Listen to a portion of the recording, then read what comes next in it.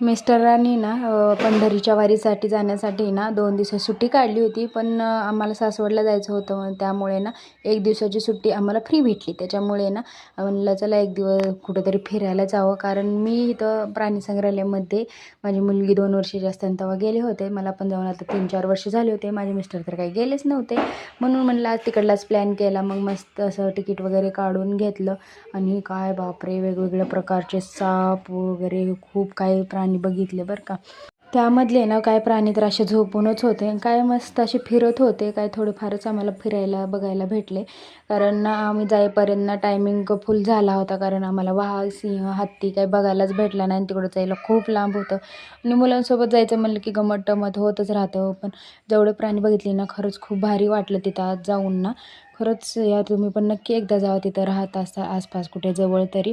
मग मस्त असे ना हरणं, काळवीट वगैरे पण ते पण बघून घेतले आम्ही. आणि हे कोल्हा होता तो सारखा गोल गोल तिथंच फिरत होता. आणि मी माझ्या मुलाला पहिल्यांदाच असा हाफ ड्रेस घातला. ते गोड दिसत होते त्यामध्ये येताना.